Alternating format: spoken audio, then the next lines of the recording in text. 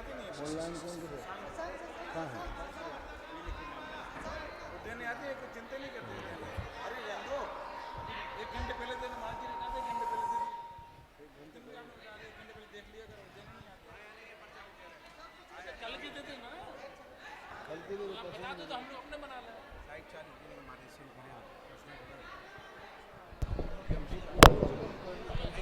जब बोलिए परम पूज्य आचार्य गुरुवर 108 श्री विद्यासागर जी महामुनि राज की, मुनि पुंगव 108 श्री सुधा सागर जी महाराज की, पूज्य मुनि श्री वीर सागर जी महाराज की, मुनि संघ की, परम पूज्य महाराज के चरणों में नमोस्तु के साथ निवेदन। अपराणिक प्रेक्षणा स्वाध्याय विलयाम श्री काव्य सर्गम करें।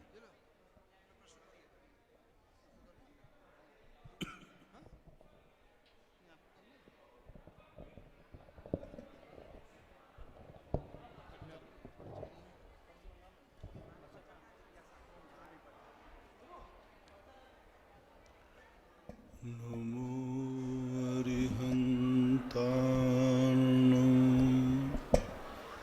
नमो सिद्धाणं नमो आयर्याणं नमो वज्रायाणं नमो लोये शवशाहूणं।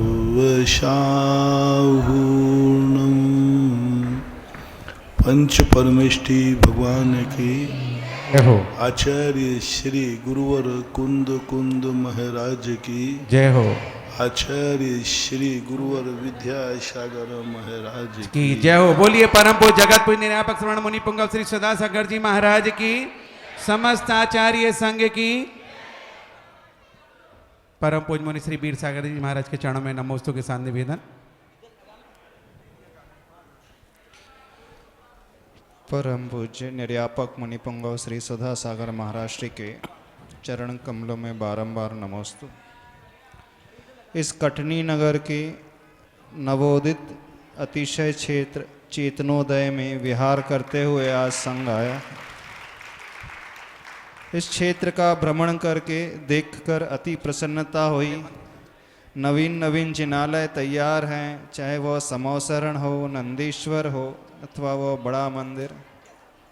इतने बड़े परिसर में यह क्षेत्र देख करके भारतीय संस्कृति और जैन समाज के जो पूर्वज रहे हैं उनकी दूरदृष्टि का परिणाम है यह क्षेत्र हम सभी को देखने के लिए मिल रहा है।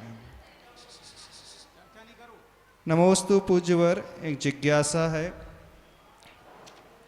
आज की युवा पीढ़ी को कैसे हम संस्कारित कर सकें ताकि वह सुविधाओं के पीछे जो भाग रही है और नशे को अपना रही है, अपने जैन संस्कार और कुलाचार को भूल रही है, उसे कैसे बचा कर के रख सकें, क्योंकि वह पढ़ाई के लिए छोटे नगरों कस्बों को छोड़ कर के मेट्रो सिटी की ओर भाग रही है।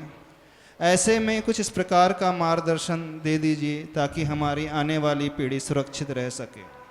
किसी भी व्यक्ति जब कोई विपरीत दिशा में दौड़ चुका हो, उसको लौटाने के दो ही कारण होते हैं, एक भय और एक प्रीति।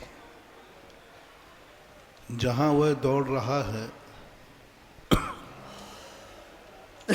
उसके सामने कोई ऐसी भयानक भयपूर्ण प्रतीति हो जाए तो वह व्यक्ति तेजी से लौटेगा। तो हमें यह खोजना होगा कि जिस ओर दौड़ रहा है उस ओर दौड़ने वाले उसके आगे उसकी क्या भयानक स्थिति होगी, क्या खाई है, क्या जिंदगी का दुखदाई होगा, उसके संबंध में हमें अध्ययन करना होगा। हमें उस दौड़ने वाले से आगे दौड़ना पड़ेगा। जो व्यक्ति लौटाना चाहता है उसके पास एक ऐसी शक्ति हो कि उस दौड़ने वाले से आगे दौड़ जाए और दौड़ने वाले को आगे जाकर कहे आगे मत बढ़ना, बहुत बड़ा खतरा है। उस खतरे से वह वाकिफ हो और उस खतरे से माध्यम से उसको लौटाया जा सकता है। दूसरा कारण होता है लोभ। जिस रास्ते पर उसको ले जाना चाहते हो लौटा कर को, उसको उससे ज़्यादा प्राप्ति होना चाहिए।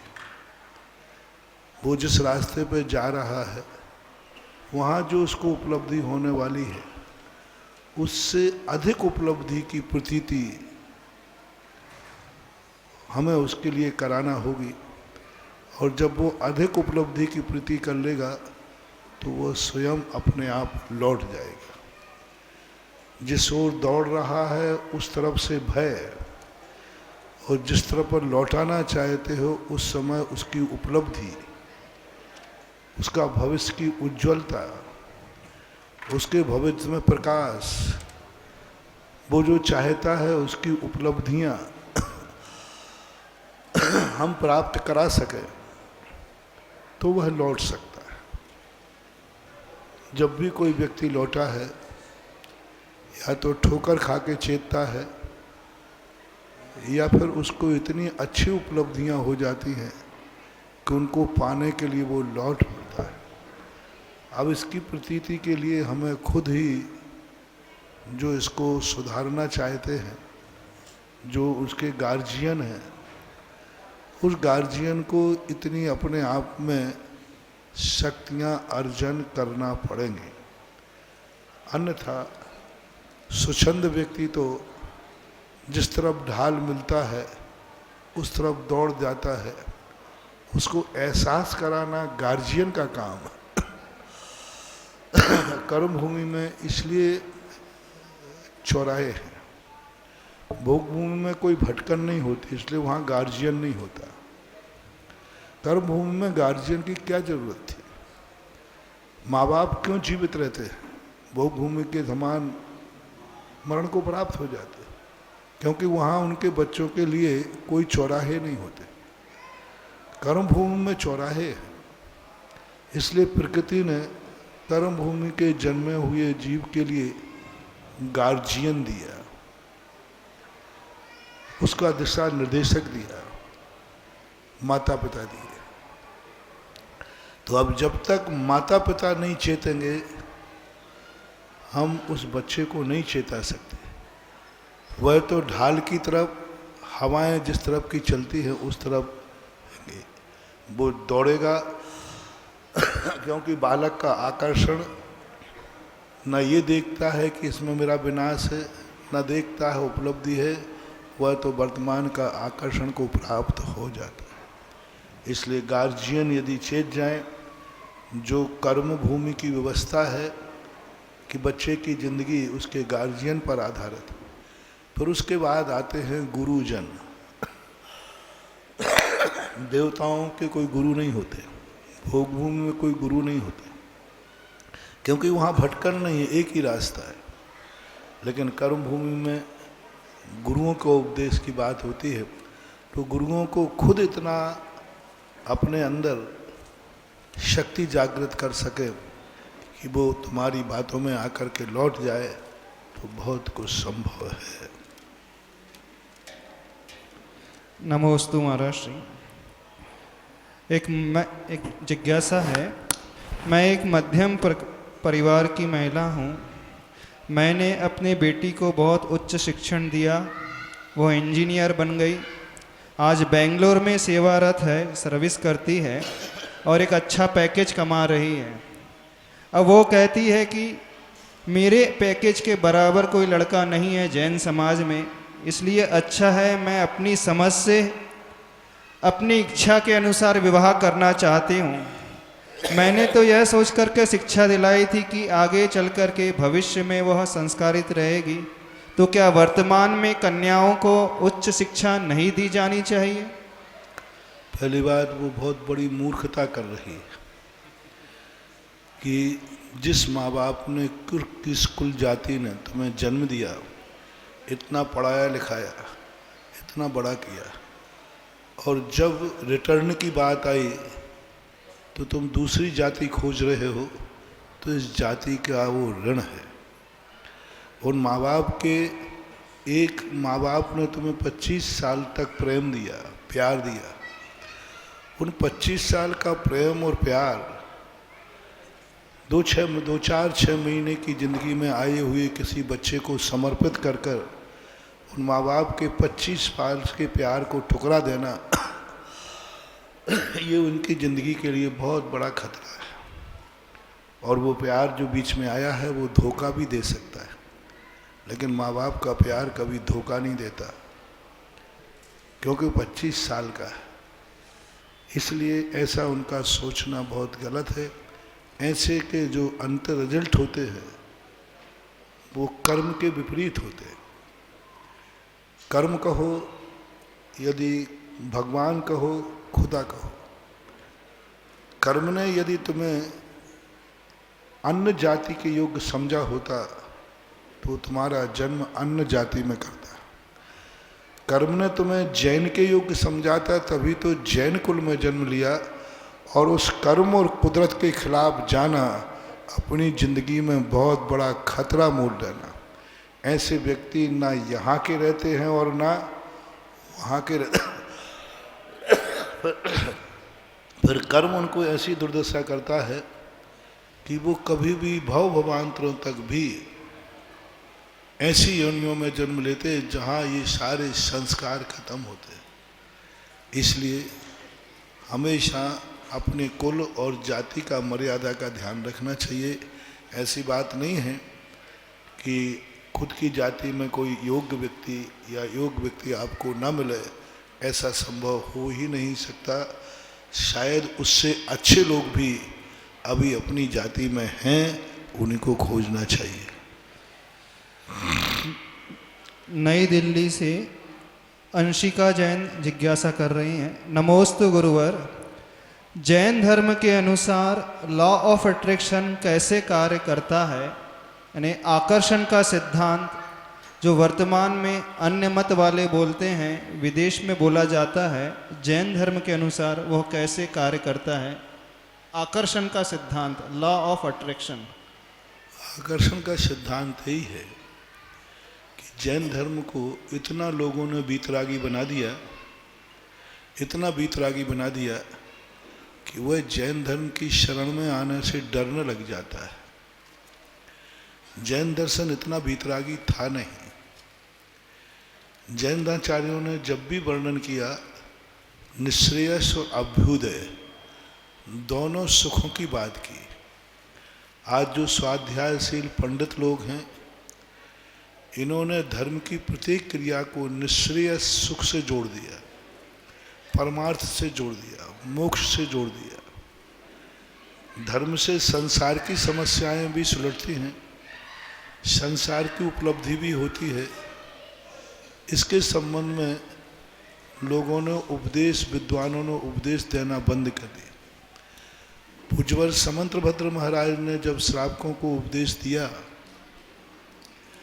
तो वहाँ उन्होंने अपने उपदेश में मोक्ष मार्ग की चर्चा की, लेकिन सम्यक दर्शन के माध्यम से संसार के वैभव को भी उपलब्ध कराने के लिए उन्होंने 4 श्लोक लिखे। उन्होंने लिखा कि यह सम्यक दर्शन यदि मोक्ष नहीं मिलेगा तो संसार की सर्वोत्कृष्ट वस्तुएं भी मिलती हैं।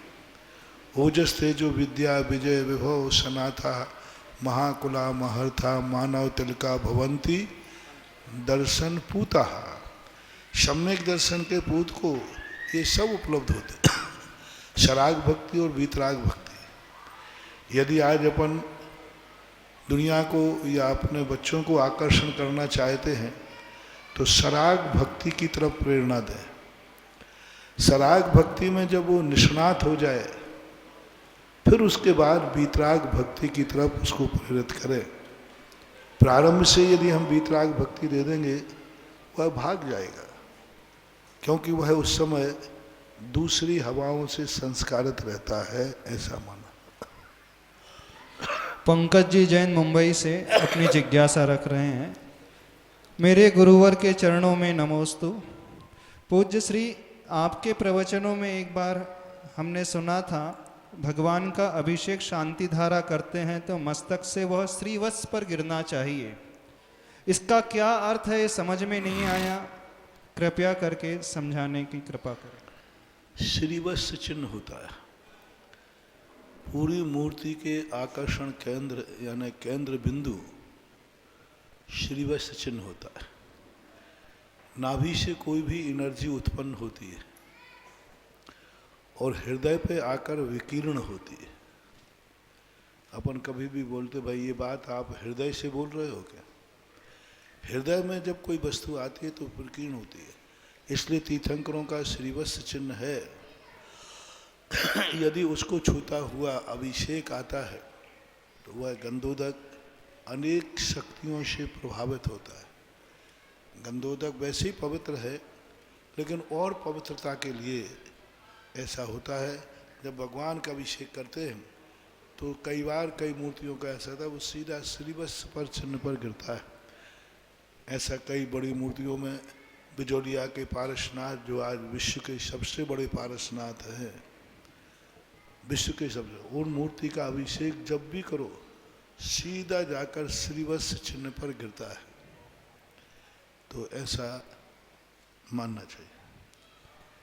अजमेर से श्रीमान त्रिलोकचंद जी जैन। मेरे इष्ट गुरुवर के चरणों में नमोस्तु। महाराज श्री, मैं यह जानना चाहता हूँ कि कुंडली में जो ग्रहों की दशाओं का वर्णन होता है उसका कितना प्रभाव वर्तमान के जीवन पर पड़ता है? इनका प्रभाव नहीं पड़ता। ये एक जांच मशीन है, ये थर्मामीटर है। जैसे आपको कोई बीमारी हो जाए तो जांच मशीन बता देती है कि आपको ये बीमारी है, इतनी अच्छी है, इतनी खतरनाक है, इतनी बुरी है, जो कुछ भी है। इसी प्रकार ये ग्रह ये संकेत देते हैं कि इस तारीख में, इस समय जन्म लेने वाले जिंदगी के व्यक्ति के कैसे कर्म उदय में आएंगे, कैसे कैसे अच्छे बुरे कर्म करेगा। तो ये अच्छा बुरा प्रभाव नहीं डालते। ये जो नक्षत्र होते हैं हमारे लिए थर्मामीटर का काम करते हैं और संकेत देते हैं। अब इन संकेतों में हमें चेतना पड़ता है। जैसे थर्मामीटर ने बुखार दिखा दिया और मशीन ने बुखार दिखाया कि ये बुखार 6 महीने चलेगा, लेकिन औषधि आदि के माध्यम से उस बुखार को हम बहुत जल्दी भी नष्ट कर देते हैं। ऐसा ही ग्रह ने बता दिया कि इस व्यक्ति का ग्रह ऐसा है या ऐसा कर्म लेके आया है, तो उसे धार्मिक अनुष्ठान या विशुद्ध आदि परिणामों के द्वारा वह उसके द्वारा बताई हुई जो कर्म की बीमारी है वह धार्मिक अनुष्ठानों से बहुत जल्दी नष्ट की जाती है।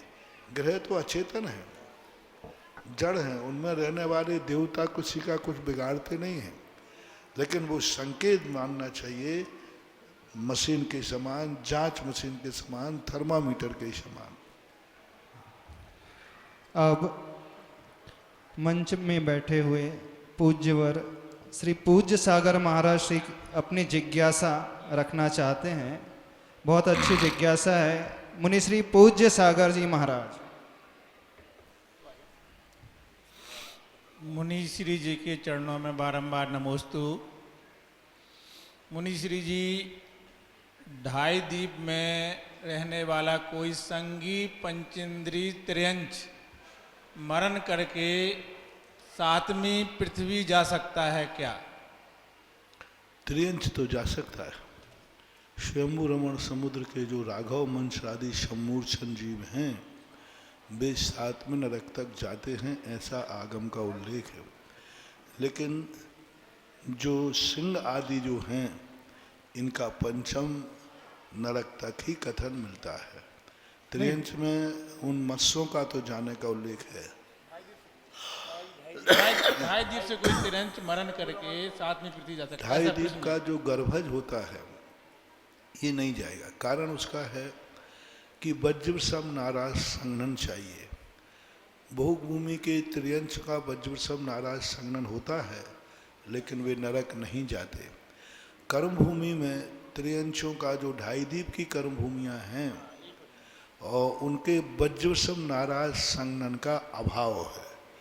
पूज्यवर वीरसेन स्वामी महाराज ने धवला जी में, गोमट सार आदि में लिखा कि कर्म भूमि के अंदर जितने भी त्रियंश होंगे, कर्म भूमि के अंदर 2.5 दीप गर्भज वे कभी भी 3 संगनन से ऊपर नहीं होते। इसलिए 2.5 दीप का त्रियंश वहाँ तक नहीं जाता है। स्वयंभू रमण द्वीप समुद्र में जो सम्मूर्छन होते हैं, उन सम्मूर्छनों में वज्रसम नाराज संगनन पाया जाता है। इसलिए वहाँ के जीवों में और वहाँ की भूमि में परिवर्तन नहीं होता, तो राघव मत से जा सकता। अब मुनि श्री विशाल सागर महाराज जी अपनी विशाल हृदय वाली जिज्ञासा महाराज श्री के चरणों में रखें। पूज्य मुनिभुंगो निरापक श्रवण सुधा सागर जी महाराज के श्री चरणों में कोटि सा नमस्तु।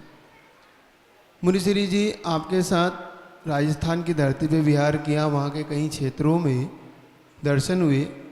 आज मुझे गर्व है कि आज कटनी जैसे इस महान जगह पर आपके साथ इस क्षेत्र पर प्रवेश करके एक नए क्षेत्र के दर्शन किए। तो जिज्ञासा सब इतनी सी है कि हे मुनिवर, ये क्षेत्र की कल्पना कहे या इस क्षेत्र की एनर्जी ने आपको खींचा है, तो जानने की जिज्ञासा इतनी सी है कि इस क्षेत्र की एनर्जी ने कैसे आपको खींचा और किस प्रकार से आपके मन में इस क्षेत्र को डेवलप करने का भाव आया? मेरे मन में तो भाव आया नहीं, और कटनी कभी भी मेरे नक्शे में थी नहीं।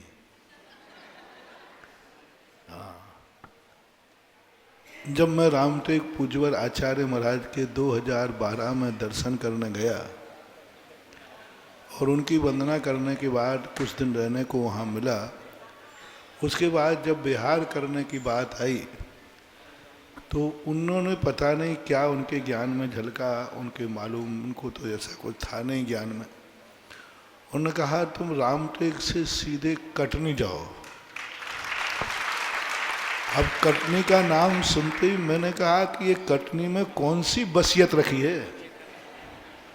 एक कटनी कोई ऐसा कोई विशेष बहुत बड़ी समाज भी नहीं कि जिसके लिए, और रामटेक कहाँ और कटनी कहाँ। लेकिन अब गुरु की बात पर ज़्यादा बहस करना उचित, क्योंकि भावना और आज्ञा, इन दोनों में आज्ञा प्रधान होती है, भावना नहीं। भावना में स्वार्थ हो सकता है, आज्ञा में नहीं होता। तो मैंने कहा कि ठीक है। अब मैं रास्ते रास्ते सोचता आया कटनी क्यों दिया, चूना की खदानें हैं, गर्मी अलग पड़ती है, और यहाँ के मच्छरों के संबंध में खूब सुन रखा था। क्यों कटनी दिया, क्यों दिया, आने तक भी हमें इसका कोई जवाब नहीं मिला।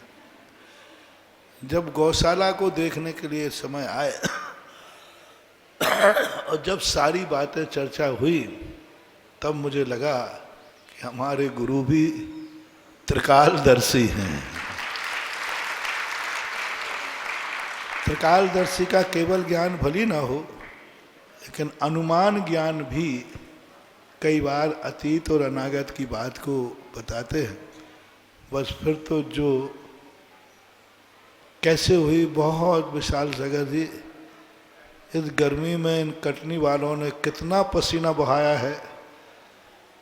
पानी पीता तो मैं कम था, क्योंकि जितना पेट है उतना ही पीऊँगा, लेकिन ये निकाल ज़्यादा लेते थे। दिन भर मीटिंग पर मीटिंग, चर्चा, डिस्कशन, विशेष उहापोह और बनियों को इकट्ठा करना, मेंढकों को तोलना है। मेंढक जानते ना, मेंढकों, और उसमें कटनी और हो। मेंढक को 2 पलड़ों पर तोलना है, एक को पकड़ो तो एक। फिर भी बहुत कटनी समाज को बहुत बहुत आशीर्वाद मैंने उस समय दिया कि अंतोगत्वा इन लोगों ने समर्पित होकर, और वो सवाई सिंघई परिवार के जो लोग थे उन लोगों की उदारता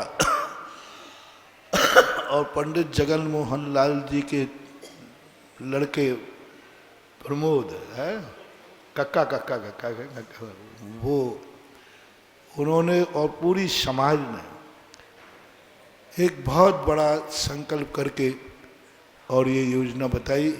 उस समय जो तात्कालिक इनकी परिस्थितियां थीं, अभी महाराज लोग कह रहे थे कि ईंट का क्यों बनाया, पत्थर का क्यों। महाराज आज तुम अमीरी में आए हो, गरीबी में आए होते तो शायद मिट्टी का बनवाते। हाँ, अब तो अमीरी में आने, अब तो लोगों के भाव। उस समय परिस्थिति ये थी कि एन कैन प्रकार जैसे कुछ तो बन जाए, क्योंकि खुली हुई जमीन जैनियों की कोई बहुत कठिन है सुरक्षा, चारों तरफ से फैली थी तो उस समय। और कटनी बिना नाथ की अनाथ थी, यहाँ पंचायत नाम की चीज थी नहीं, अपनी अपनी ढपली, अपना अपना, कोई ये मंदिर संभाले था, कोई ये संभाले था, कोई ये। तो सब युवा वर्ग ने, सब लोगों ने आ करके और एक संगठन बनाया, एक पंचायत बनी। और फिर उसके बाद ये सारा समर्पण के समय यही चर्चा आई कि हम समर्पित किसको करें, यहाँ तो पंचायत है ही नहीं। पहला प्रश्न यहीं से आया कि समर्पण किसको किया जाए। तो उस उद्देश्य को लेकर के पंचायत बनी। और जिन युवाओं को हम युवा बना के गए थे, आज भी पंचायत में बैठे हैं, ये संजय वगैरह बैठे ना, ये युवा वर्ग था, युवा वर्ग है, युवाओं में छोड़ गए थे। लेकिन बहुत उस समय जो तात्कालिक पंचायत बनी थी, माल गुजार है ना, संतोष जी माल गुजार अध्यक्ष थे उस समय। उस कमेटी ने भी बड़ी मेहनत की, बड़ी लगन की। देखो, नींव भरना कठिन है, नींव के ऊपर कार्य करना तो सरल हो जाता है। तो पुरानी पंचायत और नई पंचायत सब लोगों ने मिलकर के आज ये रूप दिया है और बहुत बड़ी चीज़ है। अभी ये तो मात्र सैंपल था, अभी इतनी बड़ी जमीन में तो ना जाने और क्या क्या हो सकता है, बहुत कुछ हो सकता है। औषधालय बन सकता है, विद्यालय बन सकता है, सारे पर्पस इसमें विचारणी है। कहीं पर्पस होते हैं, जमीन नहीं होती, यहाँ जमीन भी है तो बहुत कुछ भी किया जा सकता है। विशाल सागर को प्रश्न आया तो मैं वीर सागर से तीनों से कहना चाहूँगा कि मेरा चार्ज अब तुम लोग ले लो और इसको हैंडओवर करके और विकसित करो। और कटनी समाज को मैंने उस समय भी कहा था, कटनी के नाम से कोई तुम्हें नहीं जानेगा, बहुत कटनी से अच्छे अच्छे शहर भी दुनिया में हैं, और कोई यदि जानेगा तो इसी तीर्थ क्षेत्र के नाम से जानेगा। मैं भी द्वारा आया हूँ, कटनी के नाम से नहीं आया हूँ, तीर्थ क्षेत्र चेतनोदय नाम इसका दिया, इस कारण आया। अब धवल परिणामों के धनी मुनि श्री धवल सागर जी महाराज अपनी जिज्ञासा रखें।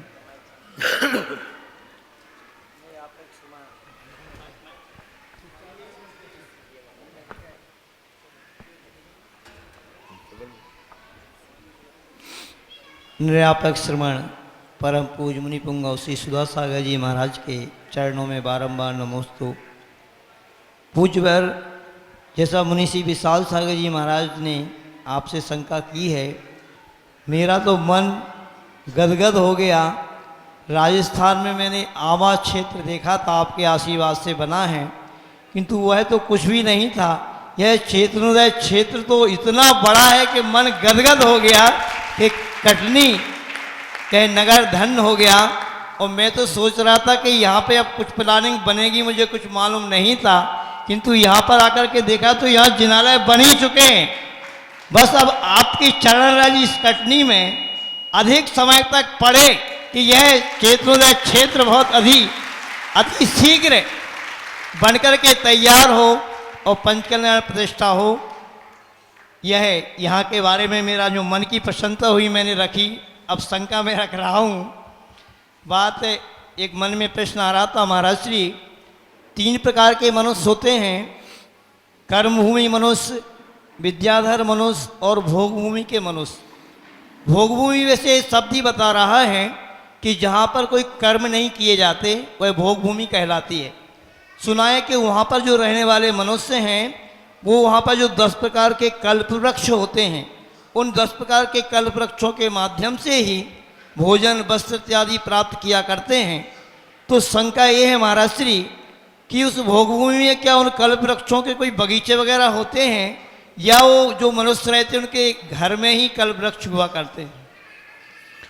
पूज्यवर नेमीचंद महाराज ने श्री त्रिलोक सार के अंतर्गत 2 गाथाओं से इस बात को स्पष्ट किया है कि प्रकृति ही स्वयं अपने आप उनके पुण्य से इस रूप में परिणत हो जाती है, क्योंकि पुण्य में इतनी ताकत होती है कि पुद्गल को नाना रूप में परिवर्तित कर सकते हैं। जैसे उदाहरण आता है वर्तमान युग में कि कोई मुनिराज यदि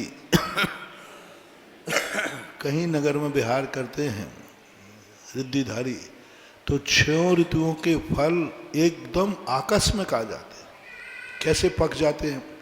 अरे फल तो पहले फूल लगेगा, कई दिन तक वो फूलेगा, बाद में फल के रूप में परिणत होगा। ये तो प्रकृति का नियम है। लेकिन ऐसा पुण्य होता है उन महाराजों का कि 6 ऋतु के फल आ जाते हैं। आपने आम का पेड़ देखा, मोर लगता है, कितने दिन तक मोर रहता है? महीनों तक। अब मोर बसंत ऋतु में शुरू हो जाता है और आम, पका हुआ आम कब मिलता है? बैसाख में, जेड़ में पेड़ पे पड़ा हो। लेकिन वहाँ क्षण मात्र में महाराज आए और पके हुए आम के फल, वो नकली नहीं, असली, खाने के काम आते हैं। शास्त्रों में आया कि माली ने आकर कहा कि राजा के सामने कि हे राजन, बगीचे में 6 प्रकार के ऋतु के फल आ गए। कैसे आ गए? एकदम अनायास कैसे आ गए? बोले मुनिराज का संग पधारा, मुनिराज आए।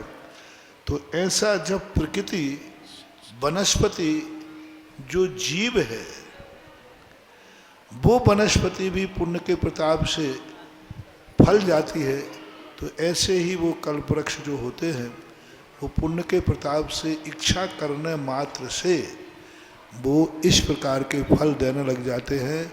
कोई बगीचा नहीं है, आकस्मिक उन्होंने का वस्त्र चाहिए, वहाँ से वस्त्र उनके हाथ में आ जाते हैं। भोजन चाहिए, उनके हाथ में भोजन आ जाता है। कल्प वृक्ष वो वनस्पति काय नहीं है, पृथ्वी काय होते हैं। और उन पृथ्वी कायों में से एक टीले टाइप के होते, वृक्ष के आकार के, बस वहाँ जाके मान्यता करते हैं, सामने आ जाता है। अब और रही बात जो कह रहे हैं कि हमने आमा का देखा था, मेरी भावना भी यही रहती है कि मैं जो कार्य करूं वो पहले तो फर्स्ट रहे और आगे बढ़ूं तो वो सेकंड हो जाए। तो मैं यही चाह रहा हूं कि जितने तीर्थ क्षेत्र बने, हर क्षेत्र में पहले तो तुम कहो कि इतना अच्छा कोई नहीं है, बाद में कहो वो तो कुछ भी नहीं है, ये जो है। ऐसा ही होना, यही विकासवाद का सिद्धांत है। परम पूज्य निर्यापक श्रवण मुनि पुंगव श्री सुधासागर जी महाराज के मुखारविंद से होने वाले जिज्ञासा समाधान में देश विदेश में अपने घरों पर विराजित उन सभी भक्तों की ओर से और यहाँ साक्षात उपस्थित सभी भक्तों की ओर से गुरुवर के चरणों में जिज्ञासा हेतु नमोस्तु के साथ निवेदन करते हैं। समय कम है, जिज्ञासा के लिए डायरेक्ट आवाज दे रहा हूँ। श्रीमती प्रीति पाली जबलपुर, इसके बाद तैयार रहे शैला जैन भेड़ा घाट। बहुत जल्दी से, समय का मैं माइक जल्दी से प्रेषित करेंगे, एक माइक और ला के दे दें। मेरे आराध्य गुरुवर के चरणों में मेरा बारंबार नमोस्तु नमोस्तु नमोस्तु। समस्त महिला महासमिति का भी महाराज श्री के चरणों में बारंबार नमोस्तु।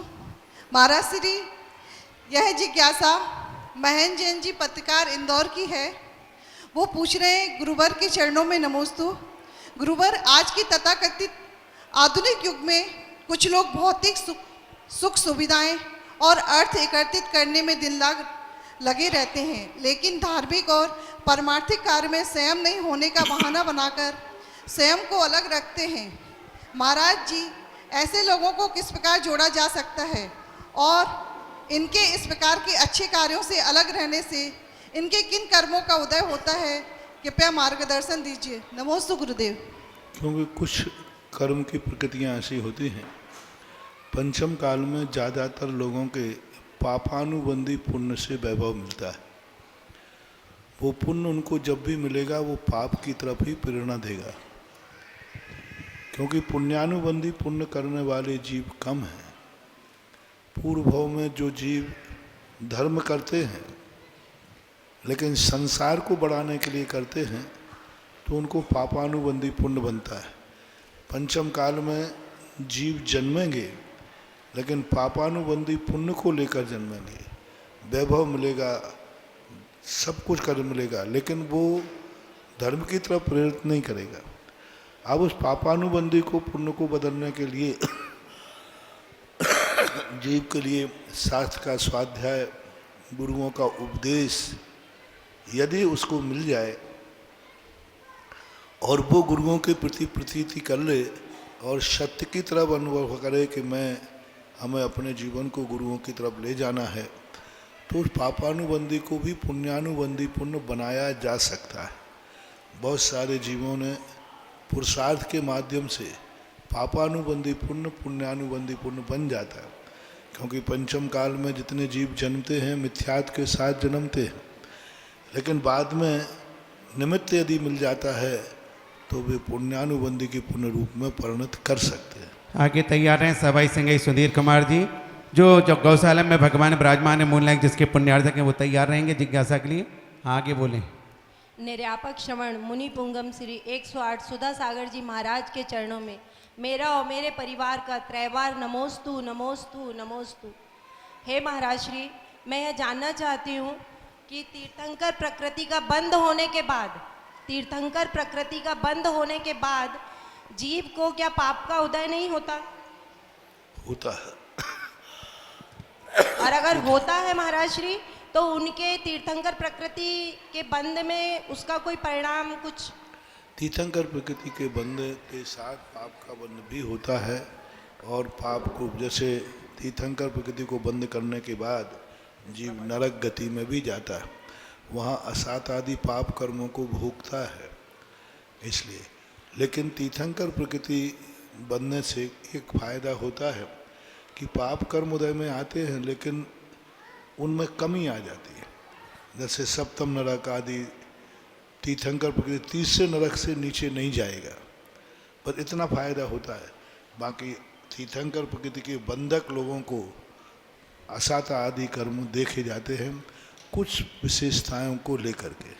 पूर्व राष्ट्रीय अध्यक्ष भारत वर्षीय तीर्थ कमेटी सवाई सिंह सुधीर जी, इसके बाद तैयार रहे Sachin Deepti Jain, wife of doctor Sachin Jain, Tatiri Baghpat Uttar Pradesh. Acharya Shri के ज्वाजल मान्य मुनिवर यहाँ विराजमान हैं। मैं सबाई सिंघई परिवार का अंश होने के नाते कटनी समाज की ओर से आपको बारंबार नमोस्तु करता हूँ। नमोस्तु भगवान। महाराज श्री, जिस प्रतिमा जी में आपने सूर्य मंत्र दिया, प्रातः काल सूर्य की किरणें जब उस पर पड़ती हैं पूरा क्षेत्र स्वर्णमय हो जाता है। मन के भाव इतनी विशुद्ध को प्राप्त होते हैं कि हम उसका बखान नहीं कर सकते। महाराज श्री, हे मुनि पुंगव, मेरे मन में एक प्रश्न है, आपकी आज्ञा हो तो उसको आपके सामने पेश करूं। कुंडलपुर जी अतिशय क्षेत्र में श्रीधर केवली भगवान के चरण विराजमान हैं, और हमारे बाबा जी पूज्य पंडित जगमोहन लाल जी शास्त्री ने वो शिलालेख उजागर किया कि ये श्रीधर केवली भगवान यहाँ से मोक्ष गए। हम इतने निर्वाण कांडों का पाठ करते हैं अनेक भाषाओं में, हिंदी में, गुजराती में, कन्नड़ में, दूसरी भाषाओं में, राजस्थानी भाषा में। लेकिन ऐसा क्या है कि श्रीधर केवली भगवान के निर्माण मोक्ष का जिक्र कहीं भी किसी निर्माण कांड में नहीं आया? ये प्रश्न है गुरुवर। उसके दो कारण होते हैं। निर्माण कांड में लिखे जाते हैं, उनमें इतने केवली छूट गए, इतने केवली छूट गए, एक कोड़ा कोड़ी सागर वर्ष में असंख्यात जीव मोक्ष प्राप्त किए। वर्णन उन्हीं का किया जाता है जिनसे हमारा कोई उपकार हुआ हो, प्रत्यक्ष में अथवा परोक्ष में। उन्हीं का वर्णन विशेष रूप से किया जाता है जिनके क्षेत्र उपलब्ध है। क्योंकि निर्माण कांड आज लिखा गया है, कोई ज़्यादा पुराना नहीं है, अधिकतम निर्माण भक्ति है अपने पास या आदि। तो उस समय जिनके माध्यम से तीर्थ बने, स्थापित हुए और लोगों ने सुरक्षित किए, उनका वर्णन। श्रीधर केवली का जो है, उनके जीवन का कोई ऐसा उपकारी भाव नहीं मिलता, क्योंकि 3 अनुबद्ध केवली हुए, गौतम स्वामी, जम्मू स्वामी, सुधर्म स्वामी और जम्मू स्वामी, 3। इन्होंने कई वर्षों तक उपदेश दिया और सारे जगत में प्रचार किया। लेकिन श्रीधर केवली ने कोई उपदेश दिया हो, विहार किया हो, एक बार। दूसरी बात है, कुंडल गिरव शब्द जो त्रिलोय परिणति में मिला, वह गिरव शब्द जो है अनेक कुंडलगिरी के स्थान को निश्चित नहीं कर पाते। कुंडलगिरी किसे लिया जाए, कितने लोग उसे कुंडलगिरी के रूप में मानते। उसमें प्रांत नहीं दिया, दिशा नहीं दी, कुछ नहीं दिया।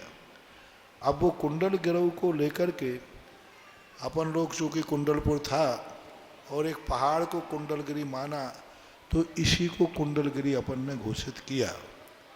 उसके पहले कुंडलपुर जो है सिद्ध क्षेत्र के नाम से प्रसिद्ध नहीं था। पंडित साहब जगमोहन लाल जी ने त्रिलोय परिणति से यह गाथा निकाल करके और कुंडलपुर को सिद्ध क्षेत्र की बात कही। इसलिए अनेक प्रकार के विकल्प हैं। कोई उपकारी भाव उनका होता, श्रीधर केवली का बिहार हुआ होता, प्रवचन हुए होते वक्त, तो फिर भी, और क्षेत्र कोई डेवलप हुआ होता, तो उस समय ऐसा कुछ नहीं हुआ, क्योंकि उनका मोक्ष पंचम काल में हुआ है। भगवान महावीर स्वामी के कई वर्षों के बाद उनको मोक्ष प्राप्त हुआ। आगे तैयार रहेंगे सीलचंद जी दादा अनौरा वाले। हाँ, प्रश्न। महाराज जी मेरी शंका है कि जैसे हमारा परिवार होता है, अगर हमारी भावनाएं हमारे किसी अपने के प्रति सकारात्मक है और परिणाम स्वरूप उन्हें हम पर भरोसा ना हो, तो हम किस तरह विश्वास उन्हें दिलाएं या अपने परिवार को एकजुट रखने के लिए क्या करें? परिवार अगर सकारात्मक विचारधारा वाला, फिर भी हम पे विश्वास दिलाना पड़े तो कैसे दिलाएं? हमारे आचार्य ने एक हाइकू लिखा है, विश्वास दिलाओ मत, लोट आता है व्यवहार से। हम विश्वास दिलाते हैं, सौगंध करते, भगवान की कसम, तुम्हारी कसम, हमारी कसम, ये सब विश्वास मत दिलाओ। विश्वास लौट आता है व्यवहार से।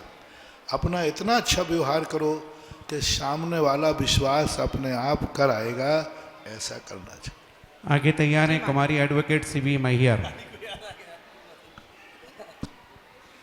बोलो दाऊ। देखना माइक साउंड वाले।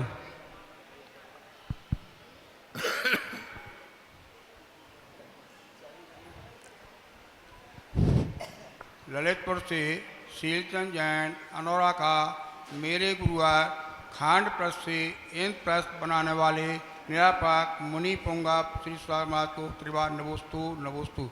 गुरुवार नंदीश्वर द्वीप की पूजन में आया है कि बिंब 100 रत्नमयी सोहें, तो ये 1 से 8 दिन बिंब कहाँ है? दूसरी बात, नंदीश्वर द्वीप में 52 जिनालय बताए हैं और उसमें ये पंचमेरु कहाँ से आ गए?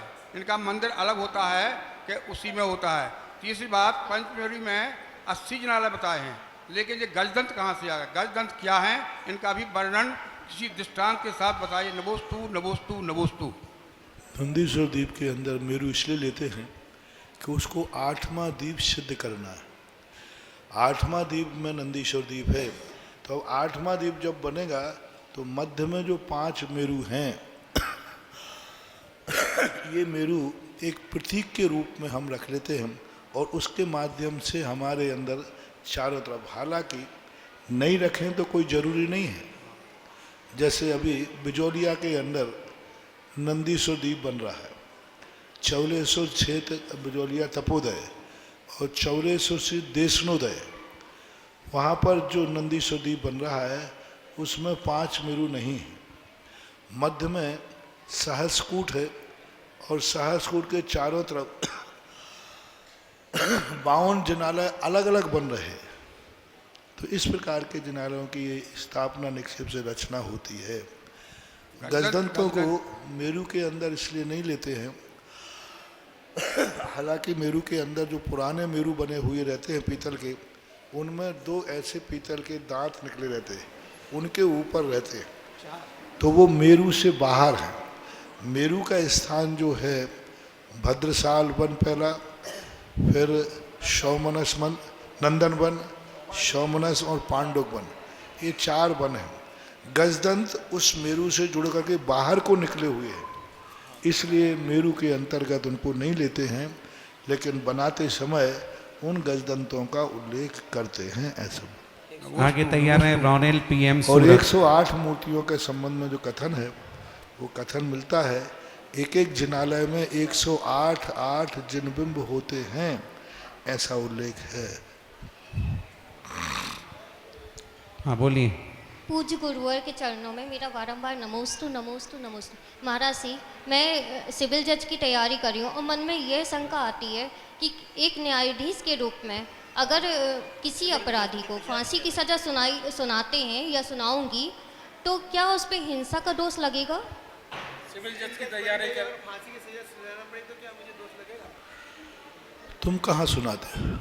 नहीं मतलब जज बन भी जाओगे तो तुम नहीं सुनाते। कोई भी मजिस्ट्रेट ये नहीं लिखता है कि मैं सजा सुना रहा हूँ, ये लिखता है फलानी धारा के अनुसार इसे सजा दी जाती है। मैं शब्द का प्रयोग नहीं होता, मैं सुना रही हूँ ऐसा उल्लेख कभी भी जजमेंट में नहीं होता। फलानी धारा के अनुसार, कानून के अनुसार इसे इस प्रकार की सज़ा दी जाती है। तो तुम कहाँ सज़ा दे रहे हो? सज़ा देने वाला तो कानून है, इसलिए कानून का पालन करने से तुम लोगों को कोई दोष नहीं लगता। हाँ, यदि गलत भाव से दिया है तो बराबर दोष लगेगा, और न्याय और कानून से वो सज़ा का हकदार है, अपराध उसका ऐसा है, तो आपको कोई दोष नहीं। कानून का पालन करना आपका धर्म है। आगे तैयार रहे दसम प्रतिमाधारी बाल ब्रह्मचारिणी बहन सविता दीदी। नमोस्तु महाराज श्री। महाराज श्री, जिस प्रकार के अयोध्या नगर के वासियों को होने वाले भगवान श्री राम को वापस अयोध्या लाने के लिए 14 साल लगे थे, हम सूरत वासियों को तो 17 साल हो गए। हमारा वनवास कब खत्म होगा महाराज श्री? बेटा, ना तो हमें वनवास हुआ है, ना हमारे पीछे कोई कैकई है। वनवास कैकई ने दिलाया था मंत्राना, और ना तो हमें कोई वनवास हुआ है। हमारा तो पूरा राज्य यही है। हमारा वनवास कब खत्म होगा? तो आपको ना तो हमने वनवास दिया है, किसी ने आपको वनवास दिया नहीं है। मूल स्थान है, हमें वनवास किसी ने दिया नहीं, क्योंकि हमारा तो पूरा आर्यावर्त, पूरा हमारा राज्य है, बिहार क्षेत्र है। ना हमें कोई भेजता है, ना कोई इस प्रकार के करते, ऐसा। परम पूज्य आगे तैयार रहेंगे कल्पना जैन कटनी। परम पूज्य व्यापक श्रमण के चरणों में कोटि सा नमन। मुनि श्री, एक जिज्ञासा है कि नीच गोत्र का बंध पर की निंदा और आत्म प्रशंसा से होता है, और ये अनंतानुबंधी के साथ होता है, तो मिथ्या दृष्टि ही करता है। अब प्रश्न ये है, क्या सम्यक दृष्टि जीव कभी पर की निंदा नहीं करता होगा? और यदि करता है तो फिर उसका सम्यक्त में दोष लगता है कि सम्यक्त से च्युत हो जाता है? तीर्थंकर सम्यक दर्शन के साथ नीच गोत्र का बंध कभी हो ही नहीं सकता। जब भी यदि उसकी निंदा है, निंदा का अर्थ होता है अपनी प्रशंसा, दूसरे की निंदा। दूसरे को नीचा दिखाने के लिए यदि कोई निंदा करता है तो बराबर उसका सम्यक दर्शन छूटेगा, गिरेगा, गिरना ही चाहिए, क्योंकि जब उसका अध्वान ही दूसरा गुण स्थान है, क्योंकि नीच गोत्र का बंध पहले और दूसरे गुण स्थान में होता है।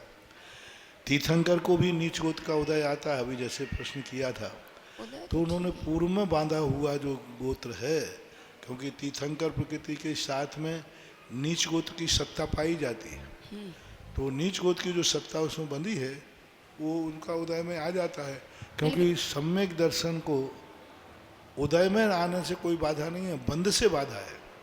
तो बंध नहीं करता। हाँ, नीच गोत्र का उदय पंचम गुण स्थान तक रहता है और बंध दूसरे गुण स्थान तक होता है, तो उस समय उसका गुण स्थान गिरेगा नियम से। तो ये तो आगे तैयार रहेंगे शोभा प्रवीण जैन यूपी। माइक बंद हो गया आपका, पंडित जी देखो जल्दी जाके। तब तक हमारे श्री श्रीमती शालिनी जैन नमोस्तु महाराज श्री, उनका प्रश्न है, एक सेकेंड, बच्चों का नामकरण किस आधार पर रखना चाहिए और नाम का प्रभाव बच्चों के व्यक्तित्व पर, जीवन पर प्रभाव पड़ता है, कृपया समाधान करें।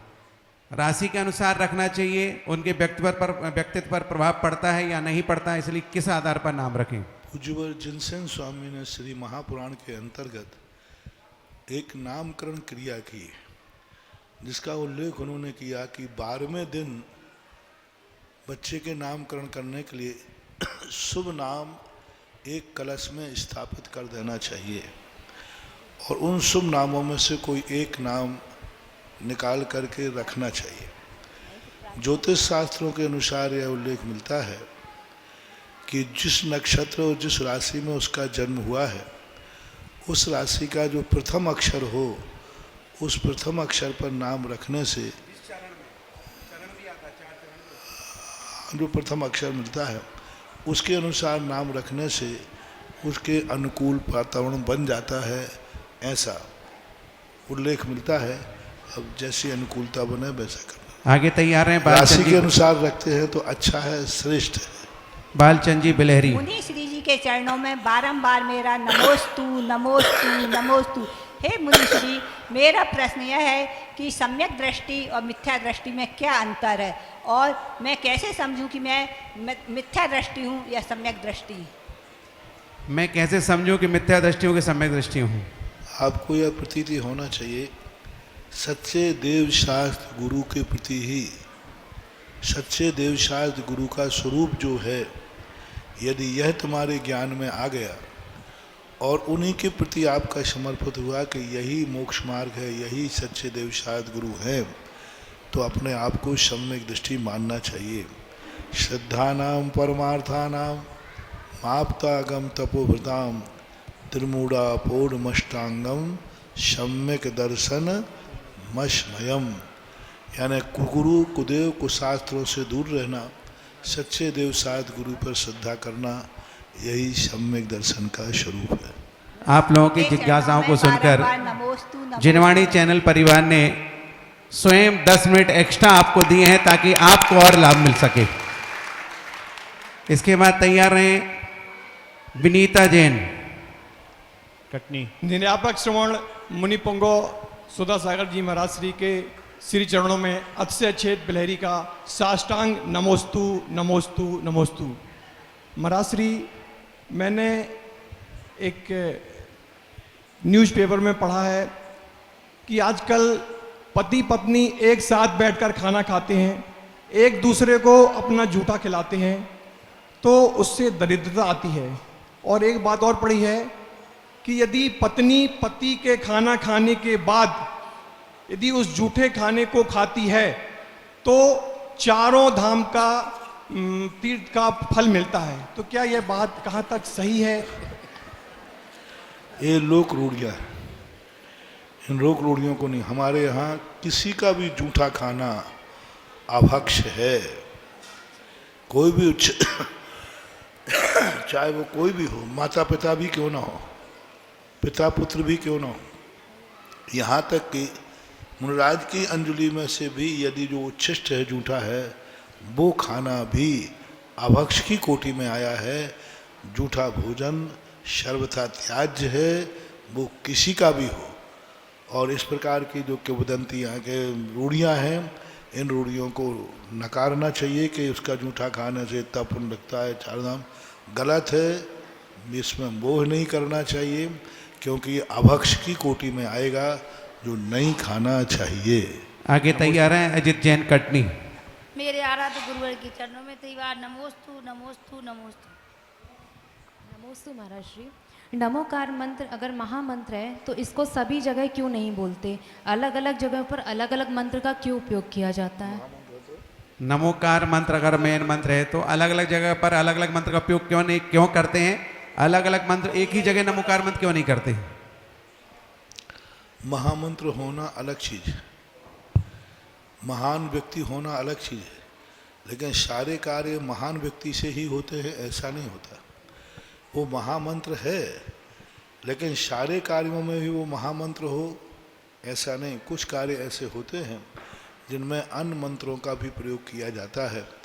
उसकी महानता इसलिए है कि वो पांचों परमेष्ठी को समाहित किए, लेकिन आगे जाकर के मंत्रों के अलग अलग कार्य जैसे अनुष्ठान किए जाते हैं तो उसमें नमोकार मंत्र का नहीं होता, शांति मंत्र पढ़ते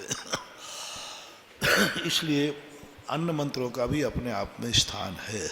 अजित जैन कटनी। संजीव जैन कटनी। नमस्ते गुरुवर। गुरुवर मेरी जिज्ञासा कर्म सिद्धांत से संबंधित है कि जैसे ये रूसी सेना को आदेश दिया गया है कि वे यूक्रेन में हमला करें और वहाँ पर नुकसान पहुँचाएं। अब वहाँ पर कई बार ये भी देखा गया है कि रूसी सेना हमला तो कर रही है। दोबारा शुरू करो महाराज जी। मेरी जिज्ञासा कर्म सिद्धांत से संबंधित है कि रूसी सेना को आदेश है कि वे यूक्रेन में हमला करें और वहाँ के लोगों को क्षति पहुँचाएं, और वहाँ के सैनिक ऐसा कर भी रहे हैं। कई बार ये भी देखा गया है महाराज जी कि वो सैनिक अपने सरकार के आदेश का पालन तो कर रहे हैं, लेकिन साथ ही साथ वो दुखी भी हो रहे हैं क्योंकि वहाँ पर कई लोगों की हिंसा हो रही है। अब ऐसी स्थिति में जो द्वंद्व में वो सैनिक फंसा हुआ है, उसके कर्म का बंध कैसा होगा? देखो, सैनिक की जो स्थितियाँ होती हैं यदि वो अपने आप में गिलानी भाव से, अपने आप में हिंसा से भयभीत है और राजा की आज्ञा मानना पड़ रहे हैं तो उसको दुर्गति नहीं होगी, क्योंकि वो अंदर से फीलिंग कर रहा है, लेकिन राजा की आज्ञा है। अब वो इतना दृढ़ हो जाए, इतना दृढ़ हो जाए, जैसे हमारे शास्त्रों में एक कथा आती है चांडाल की। चांडाल को राजा ने आज्ञा दी, जाओ फांसी चढ़ाओ, इसको मारो। उसने नहीं मारा, उसके कारण उसे राज आज्ञा के उल्लंघन का दोष लगा, लेकिन नियम में दृढ़ होने से उसका अतिशय हुआ। तो अब सैनिक इतना संकल्प कर ले कि राजा आज्ञा दे तो भी नहीं मानूंगा, क्योंकि सामने वाला गलत नहीं है, ये गलत हो रहा है। तो अब इतनी दृढ़ता ना होने से नहीं कर पाते। राजा आज्ञा मानना भी एक धर्म है, इसलिए उसको दोष कम लगता है। हमारे पूज्य गुरुवर नमोस्तु नमोस्तु नमोस्तु। पूज्यवर, हमारे जीवन में रंगों का क्या महत्व है?